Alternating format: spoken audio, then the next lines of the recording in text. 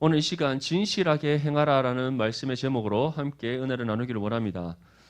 우리가 가끔 뉴스에 보면은 시위하는 장면들을 보게 됩니다. 우리 머리 빡빡 깎고 지금 맨 앞에 이제 앉아 있는 군인이 한 명 있는데 예전에는 저희 때만 해도 군인들이 가끔씩 시위 현장에 투입되는 경우가 있었어요. 그런 일이 없기를 바랍니다.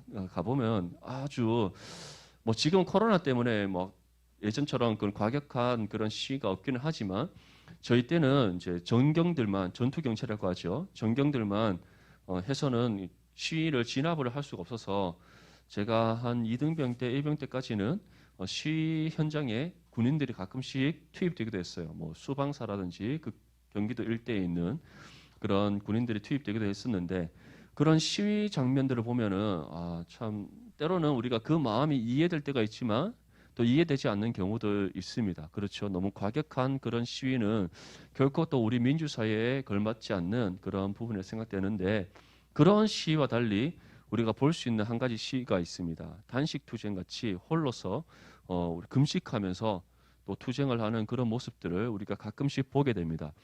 여러분들 뉴스에서 이제 단식 투쟁하는 분들 가끔씩 비춰질 때 그분들이 대체로 어떤 모습이죠?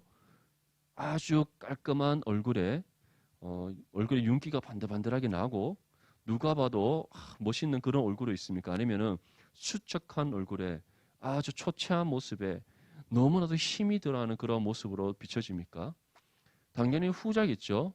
오랫동안 며칠 동안 아무것도 먹지 못하고 어, 자신의 문제를 해결받기 위해서 단식 투쟁하시는 분들 그런 분들의 모습을 보면 누가 봐도 세상에 많은 근심을 지고 있다는 것, 너무나도 힘든 시간을 지나가고 있다는 것을 우리가 공감할 수가 있습니다. 물론 단식 투쟁이 옳다라는 말을 하고자 하는 것은 아닙니다. 일반적으로 우리가 음식을 먹지 못할 때 그리고 음식을 끊기까지 우리가 어떠한 투쟁을 하고자 할 때는 그만큼 원하는 목적이 있다는 것이죠. 그리고 언론에 또는 여러 가지 매체를 통해서 그러한 자신의 모습을 드러내는 것 또한 그것을 통해 많은 사람들의 국민적인 그런 공감을 불러일으키기 위한 하나의 수단임을 또 우리는 알 수 있습니다. 이처럼 보통 우리가 금식한다 할 때 또는 음식을 끊고 어떠한 목적한 바를 이루고자 할 때는 대체로 우리는 아주 좋은 모습으로 사람들이 내비치는 것이 아니라 누가 봐도 이 사람이 지금 음식을 끊고 있다는 것, 단식하고 있다는 것, 금식하고 있다는 것, 그것을 증명해 보이고자 우리의 겉모습까지도 아주 힘들고 어려운 모습들로 우리는 보이게 됩니다. 그것은 사람의 심리적인 요인뿐만 아니라 누구나 음식을 끊고 씻지도 않고 그렇게 우리가 단식 투쟁을 하면 누구나 가질 수 있는 모습이란 것이죠. 근데 믿음의 성도들에게서도 이런 단식 투쟁과 같은 모습이 나타나는 경우가 생깁니다. 누가 의도하지 않았지만 스스로 자신의 어떠함을 나타내기 위한 그런 모습들이 세상 사람들뿐만 아니라 우리 그리스도인들의 모습 속에서도 나타날 수 있다는 것이죠. 우리 한번 말씀 찾아볼까요? 우리 6장 2절 말씀 함께 읽어보겠습니다. 마태복음 6장 2절 말씀 시작. 그러므로 구제할 때 외식하는 자가 사람에게서 영광을 받으려고 회당과 거리에서 하는 것 같이 너희 앞에 나팔을 불지 말라. 진실로 너희에게 이르노니 그들은 자기 상을 이미 받았느니라. 아멘. 무엇이라고 말씀합니까? 예수님께서 너희가 구제하거나 아니면 어떠한 섬기는 일을 감당할 때 절대로 다른 사람들에게 나타내 보이기 위해 하지 말라라고 말씀하고 있습니다. 근데 실상은 어떻습니까?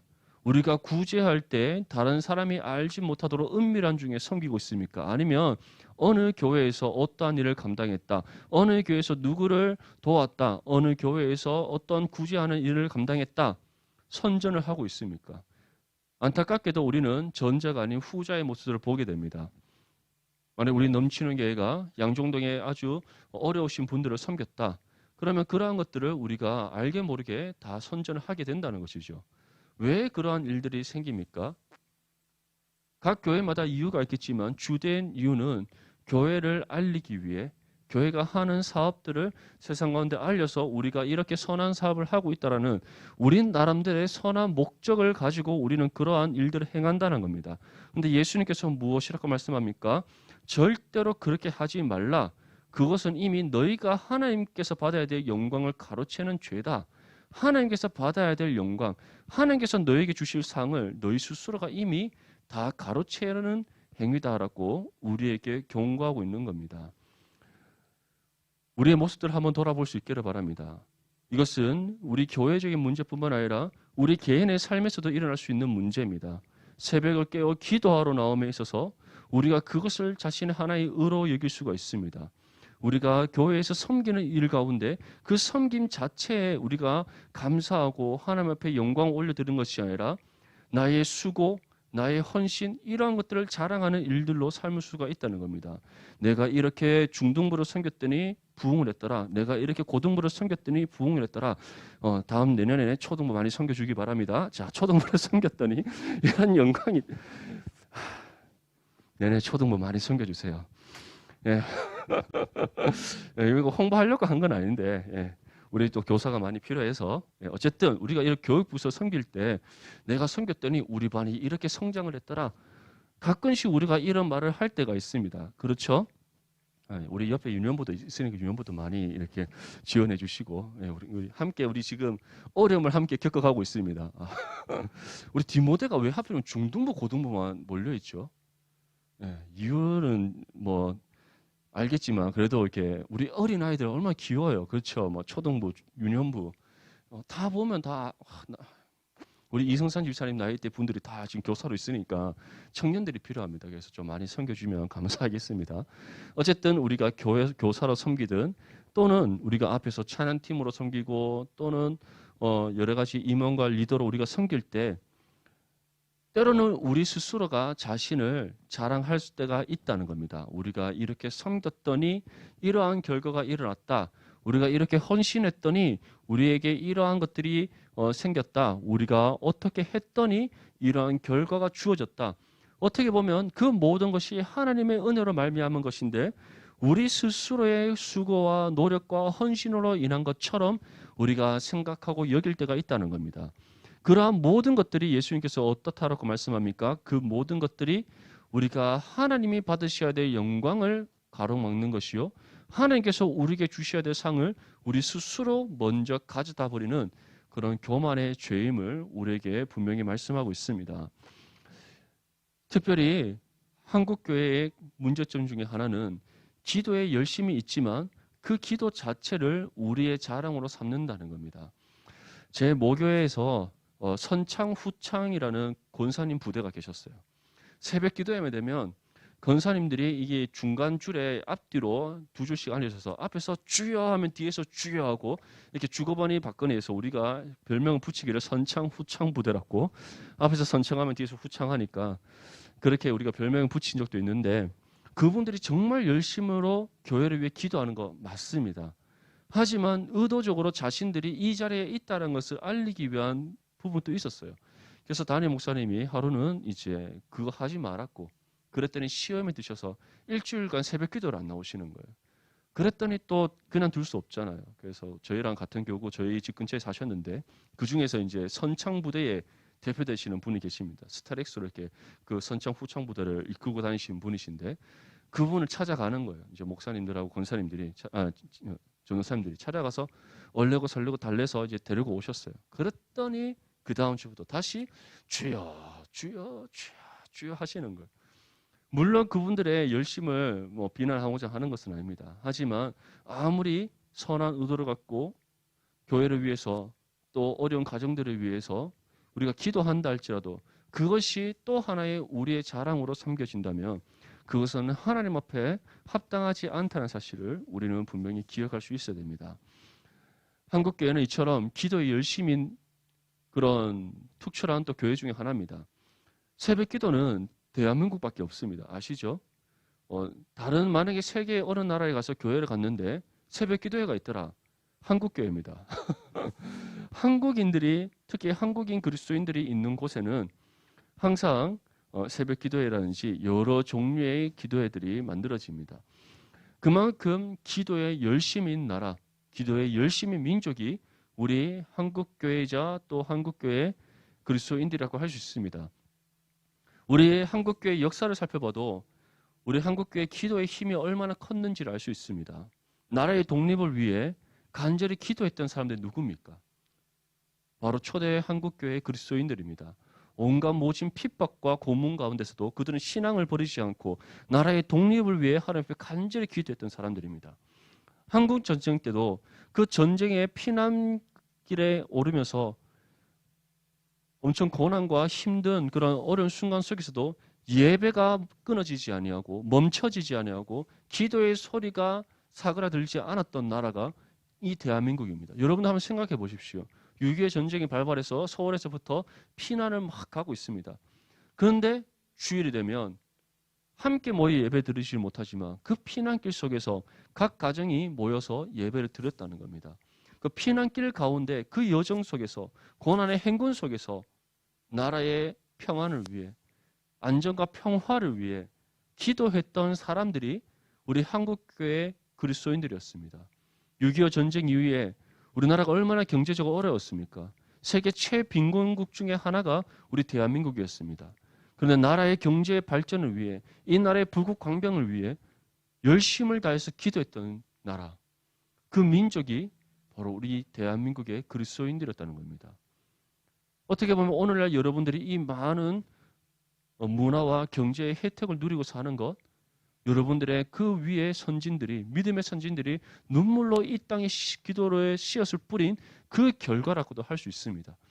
그런데 지금 우리의 세대에 와서 어떻습니까? 기도의 소리가 여전히 들리고 있습니까? 그들의 그 신앙의 헌신과 그들의 우리의 믿음의 선진들을 보였던 믿음의 신앙의 끈이 계속해서 우리 가운데 유지되고 있습니까? 아니면 너무나도 쇠퇴해 있는 모습은 아닙니까? 한번 우리는 돌아봐야 됩니다. 지금 우리의 모습은 어떠한지, 진정으로 우리가 교회를 섬김에 있어서 그리스도의 사랑으로 섬기고 있는지, 나의 나됨을 나타내기 위한 것이 아니라 내가 어떠한 섬김을 통해 결과를 만들고 그것을 자랑하기 위한 것이 아니라 하나님의 영광을 위해 우리는 섬기고 있는지, 하나님의 나라와 의를 위해 그리스도의 몸된 교회와 한몸 이룬 지체를 위해서 기도하고 있는지, 아니면 우리의 모든 신앙의 수고와 헌신을 나의 자랑으로 삼고 있는 것은 아닌지 한번 돌아볼 수 있기를 원합니다. 원하기로는 우리 모든 디모데 지체들은 항상 주님 앞에 믿음으로 겸손하고 여러분들의 모든 섬김과 헌신과 모든 신앙의 삶이 오직 하나님 영광을 위한 삶이 될 수 있기를 축복합니다. 이런 부분에 있어서 주님께서는 우리에게 또 한 가지 권면의 말씀을 전합니다. 우리 16절 말씀을 함께 읽겠습니다. 시작. 금식할 때 너희는 외식하는 자들과 같이 슬픈 기색을 보이지 말라. 그들은 금식하는 것을 사람에게 보이려고 얼굴을 흉하게 하느니라. 내가 진실로 너희에게 이르노니 그들은 자기 상을 이미 받았느니라. 아멘. 예수님께서 말씀하시는 금식할 때라는 것은 유대인들이 지키는 절기 중 가장 중요한 절기인 대속죄일을 가리킵니다. 1년에 딱 한 번 이 대속죄일 날 이들이 시간을 정하고 금식을 합니다. 금식을 하는 이유는 이스라엘의 모든 죄에 대해서 하나님 앞에 속죄받는 속죄제를 드리는 바로 중요한 의식이 있는 날이기 때문이죠. 이 날에 특별히 제사장 중 대제사장은 성소와 지성소를 구분하는 그 휘장의 문을 열고 지성소 안으로 들어가서 하나님 앞에 거룩한 속죄제의 의식을 치릅니다. 그런데 만약에 이스라엘 백성들과 대제사장 포함한 모든 이스라엘 백성들이 하나님께서 정하신 규례와 율법을 따라서 그들이 정결 예식을 잘 행하지 않았다면 그 안에서 누가 죽임을 당합니까? 대제사장이 즉시 죽임을 당합니다. 하나님께서 그 생명을 걷어갑니다. 그래서 대제사장이 입고 있는 그 의복 밑에 방울 소리가 들리지 않으면 하나님께서 그 대제사장의 생명을 취해 가신 거예요. 걷어 가신 겁니다. 그래서 지성소 밖 성소에서 있는 그 다른 제사장들이 방울 소리가 들리지 않으면 하나님께서 그 생명을 걷어 가신 것으로 여기고 발에 묶여져 있는 그 끈을 끌어당겨 그 시체를 수습하는 그러한 일들이 있었습니다. 이 모든 것들은 이미 하나님께서 구약의 레위기에서 정결 예시법에 다 주신 법 중에 하나입니다. 그런데 예수님 때도 여전히 이 대속죄를 지키고 있었어요. 그리고 특별히 이 날을 기념하기 위해, 이 날을 위해서 그들이 이제 금식을 하는데, 그 금식에 있어서 유별나게 열심을 다했던 사람이 누구냐? 바로 그 당시 때 최고의 유대 학자이자 또 선생이었던 랍비였던 바리새인들이었습니다. 예수님께서 무엇이라고 말씀합니까? 금식할 때 너희는 누구처럼 하지 말라? 외식하는 자들처럼 하지 말라. 외식하는 자들이라는 것은 겉으로는 경건한 척하고 신앙으로 아주 열심인 척하지만 그 마음의 중심에 하나님이 없는 거짓된 사람들을 가리킵니다. 특별히 예수님께서는 이 외식하는 사람들이라고 할 때 대표적인 인물로 항상 바리새인들을 꼽습니다. 그들이 말로는 율법에 대해서 아주 유창하게 가르칩니다. 겉으로 보이는 모습 속에서는 누가 봐도 칭찬받을 만한 경건의 모습이 있습니다. 하지만 그 마음 속에는, 마음의 중심에는 하나님이 없더라는 것이죠. 언제나 그들 자신을 높이고 사람들로부터 칭찬받고 인정받고 존중받는 것을 즐겨하고 그것에 목적을 두고 살아가는 사람들이 바리새인들이었다는 겁니다. 그런데 예수님께서는 그러한 사람들처럼 금식하지 말라. 왜 이와 같이 말씀하실까요? 그들이 어떻게 금식을 했길래 이와 같이 말씀하실까요? 이어지는 말씀 보면 이처럼 말씀합니다. 슬픈 기색을 보이지 말라. 그들은 금식하는 것을 사람에게 보이려고 얼굴을 흉하게 하느니라. 우리가 앞서서 단식 투쟁하는 사람들 예를 들었습니다. 그들처럼 누가 봐도 금식하고 있다. 누가 봐도 음식을 끊고 금식을 행하고 있다. 만약에 실제로 금식을 행하지 않고 있더라도 누가 봐도 금식 행하는 것처럼 보이도록 얼굴을 초췌하게 만들고 수척하게 만들고 힘든 표정을 짓고 일부러 씻지 않고 이렇게 누가 봐도 어려운 상황을 지내고 있다는 것을 알 수 있도록 겉모습을 꾸미며 그들이 사람들에게 나타내 보인다는 겁니다. 여러분, 이 말씀을 들을 때 어떤 생각이 듭니까? 우리의 모습과 대비하여 보았을 때 여러분들은 자신의 모습이 어떻게 여겨지고 있습니까? 하나님께서는 결코 이처럼 외식하는 모습을 용납하시지 않습니다. 진실한 신앙의 모습을 바라시는 하나님이심을 기억할 수 있기를 바랍니다. 때로는 우리가 금식하여 하나님 앞에 기도하는 그런 순간이 필요할 때가 있습니다. 혹시 금식 기도 해보셨나요? 금식 기도 해본 우리 지체들 손? 금식 기도하니까 어때요? 먹고 싶죠? 누가 봐도 먹고 싶죠. 제가 중학교 때 처음으로 우리 나중에 한번 해봤으면 좋겠는데 금식 수련회를 한 적이 있습니다. 금식 수련회. 2박 3일 동안 금식 수련을 하는데 이제 첫째 날 점심 이제 먹고 출발을 해요. 그리고 저녁, 아침, 점심, 저녁, 아침 5끼를 굶습니다. 그리고 마지막 날 돌아오기 전에 이제 점심을 먹고 돌아오는데 중학생이잖아요. 얼마나 먹고 싶은 욕구가 충만할 때입니까? 그때 대구 조금 밑에 청도에 가면은 동산 기도원이라고 있어요. 고신교단에서 이렇게 운영하는 기도원이 있는데 거기서 금식 기도원을 했었어요. 친구와 함께 둘이서, 저랑 제일 친한 친구와 둘이서 함께 모든 교사분들과 또 전도사님의 눈과 귀를 다 속여서 우리는 밤에 몰래 먹을 수 있다 생각을 하고 초코파이를 비롯한 초콜릿과 이렇게 우리가 가져갈 수 있는 최소의 식량들을 막 가지고 갔어요. 물론 첫째 날 저녁에 다 들켜서 모조리 빼앗겼습니다. 근데 첫째 날 너무 힘들더라고요. 둘째 날부터 진짜 아주 고난의 행군을 시작했는데 정말 신기하게도 둘째 날 저녁쯤 되니까 여러분들도 다 경험해 봤을 거라 생각하는데 사람이 하루가 지나고 한 둘째 날쯤 저녁쯤 되면 희한하게 배가 너무 고픈데 정신이 맑아져요. 경험해 본 적 있습니까? 우리 뭐 요즘 군인들은 굶을 일이 없으니까 맞죠. 우리는 아주 많이 굶었었는데 참. 우리 때는 2등병 월급이 11,800원이었어요. 놀랍죠. 병장 월급이 4만 원이었는데 요즘 얼마예요? 월급. 군대 월급. 그러니까 이게 지금 뭐 사회 적응을 못하면 안 돼. 휴가 나왔잖아. 2병이 얼마? 1병이 45만 원. 우리 동원이 돈이 많대요. 맛있는 거 사달라고 많이 얘기하시면 될 것 같아요. 어쨌든 우리가 금식을 하다 보면 어느 정도 시간이 지나면 머리가 맑아져요. 왜냐? 속이 비어진과 동시에 몸속에 불필요한 요소들이 다 빠지기 때문에 그렇죠. 그런데 오히려 우리가 금식을 하면 할수록 느껴지는 것은 정신이 맑아질 뿐만 아니라 하나님께 집중되어지는 그런 부분들이 굉장히 강렬해짐을 우리가 경험하게 됩니다. 그런데 바리새인들은 어떻게 한다는 거예요? 그러한 모습들이 나타나는 것이 아니라 오롯이 고통과 어려운 시간을 지나고 있다라는 외적인 모습만 나타낼 뿐이라는 겁니다. 실제로 금식을 하며 하나님 앞에 진실함을 기도하는 성도의 모습을 보면 수척하고 또는 얼굴이 흉해 보이는 것이 아니라 오히려 몸은 좀 야여 갈지 모르나 그 얼굴에 오히려 웃음기가 넘쳐나고 하나님의 은혜가 가득 채워지고 있다는 것을 그 모습을 통해서 우리는 보게 됩니다.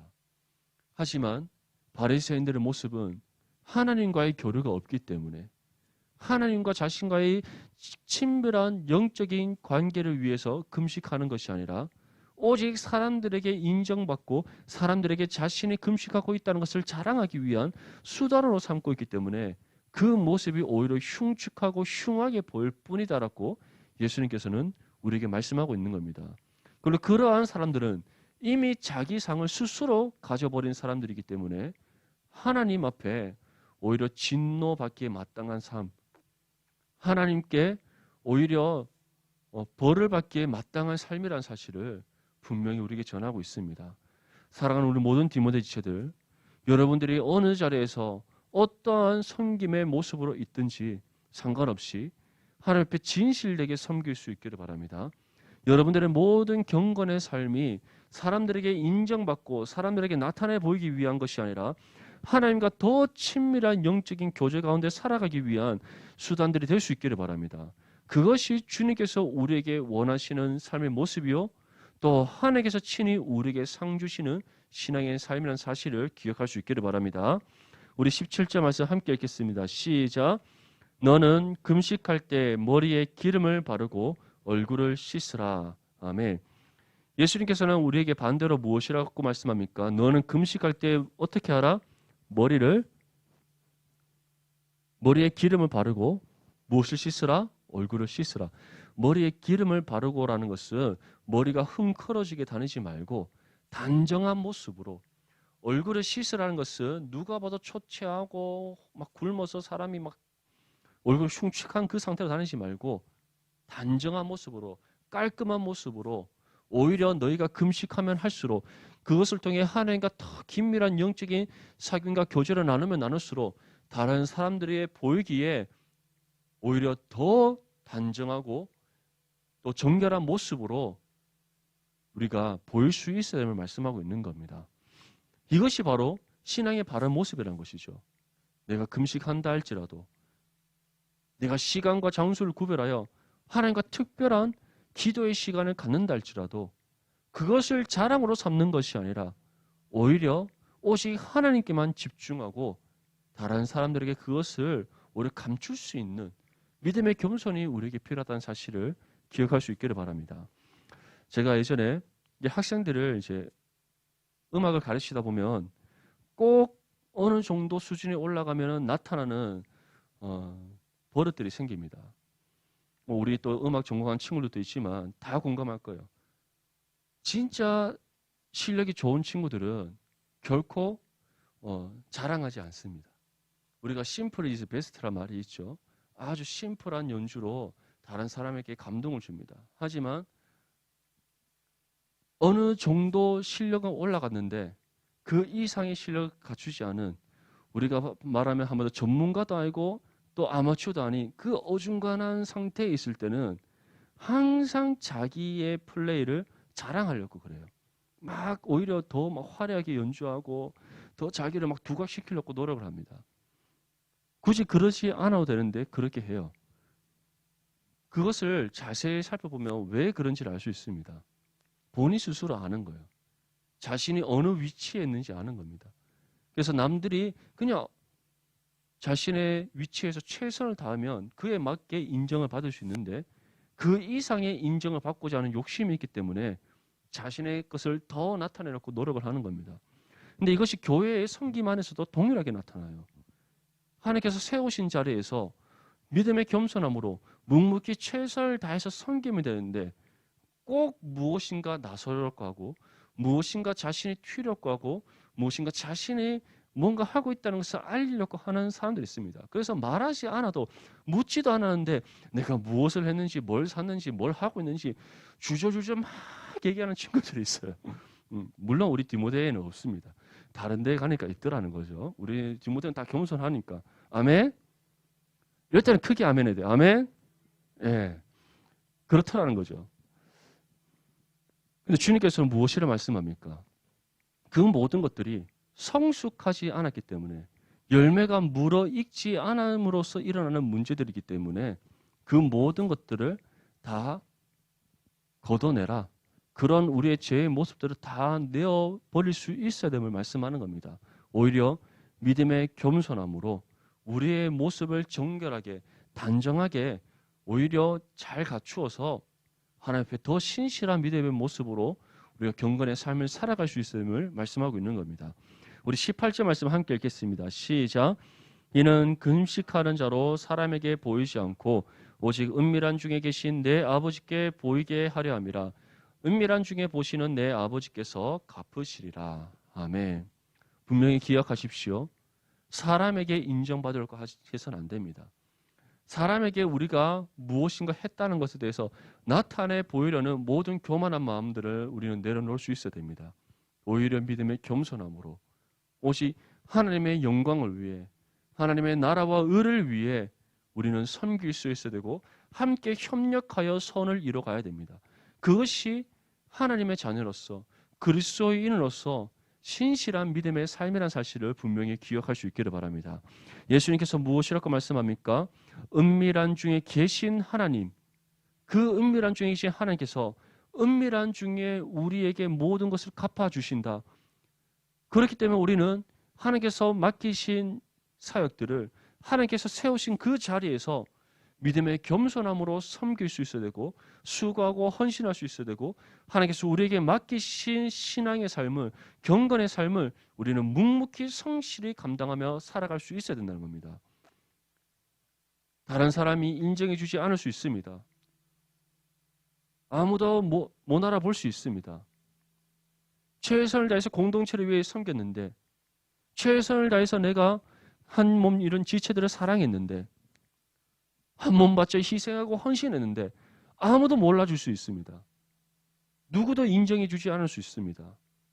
하지만 기억하십시오. 하나님은 아십니다. 하나님께서는 모든 것을 보고 계시고 모든 것을 아시고 특별히 은밀한 중에 여러분들의 심령 가운데 임하시는 하나님께서 친히 여러분들에게 상을 주시며 은혜로 갚아주신다는 사실을 기억할 수 있기를 바랍니다. 그래서 예수님께서 무엇이라고 말씀합니까? 은밀한 중에 보시는 너희 아버지께서 하나님 아버지께서 친히 갚아주시니 너희는 스스로 너희가 한 행동을 너희의 섬김을 너희의 수고와 헌신을 자랑하지 말아라. 나타내 보이지 말아라. 오히려 너희가 금식하고 있다 할지라도 또는 최선을 다해 공동체를 위해 사랑하고 섬기고 있다 할지라도 그 모든 것을 믿음의 겸손함으로 우리는 감출 수 있어야 된다는 겁니다. 그것이 우리 그리스도인이 세워나가야 될 신앙의 덕이요 또 합력하여 선을 이뤄나가는 방법이 됨을 기억할 수 있기를 바랍니다. 사무엘상 16장 7절 말씀에 다음과 같이 말씀합니다. 여호와께서 사무엘에게 이르시되 그의 용모와 키를 보지 말라. 내가 이미 그를 보렸노라. 내가 보는 것은 사람과 같지 아니하니 사람은 외모를 보거니와 나 여호와는 중심을 보느니라. 아멘. 우리 총회 기도회 때도 함께 이 말씀을 나눴고 또 우리 초등부 계속 초등부 얘기한다고 해서 부담 갖지 마시고 초등부 교사가 많이 필요하다고 제가 얘기했을 뿐입니다. 아시죠? 그 옆에 있는 유년부도 좀 기억해 주시고 이제 2달밖에 남지 않았으니까 맞죠? 왜 안 와? 아주 좋은데 우리 어린 영혼들 좀 잘 또 생각하시면서 헌신해 주시길 정말 간곡히 부탁드립니다. 아멘. 어쨌든 우리 초등부 예배 때도 함께 이 말씀을 나누는데 하나님께서는 외모로 사람을 판단하시지 않습니다. 외모로 사람을 선택하시는 분이 아닙니다. 하나님께서 보시는 것은 무엇이라고요? 우리 마음의 중심. 우리가 하나님을 향해 얼마나 집중하고 있는지, 얼마나 하나님만을 사랑하고 있는지, 하나님을 얼마나 믿고 섬기고 있는지 그 마음의 중심을 보시는 하나님의 사실을 기억할 수 있기를 바랍니다. 그래서 예수님께서 너희가 먹든지 마시든지 입든지 무엇을 하든지 무엇을 위해 하라? 오직 하나님의 영광을 위해 하라. 그래서 종교개혁가들이 만든 5가지 슬로건 중에 마지막이 무엇입니까? 가장 중요한 마지막. 솔리데오 글로리아. 오직 하나님께 영광입니다. 사랑하는 우리 디모데 지체들, 여러분들의 모든 경건의 삶이 하나님의 영광을 위한 삶이 될 수 있기를 바랍니다. 여러분들의 모든 경건의 훈련이 하나님의 영광을 위한 훈련들이 될 수 있기를 바랍니다. 교회에서의 모든 섬김이 오직 하나님의 영광을 위한 것이 될 수 있기를 바랍니다. 여러분의 항상 믿음의 겸손함으로 하나님 한 분만을 믿고 사랑할 수 있기를 바랍니다. 그리고 여러분들이 섬기는 그 모든 사역들 가운데, 여러분들의 모든 삶 가운데 나의 나됨을 자랑하는 것이 아니라 하나님의 믿음의 겸손함으로 오직 하나님의 영광만을 나타내기 위해 수고하고 헌신하는 저와 여러분들의 삶이 될 수 있기를 주님의 이름으로 축복합니다.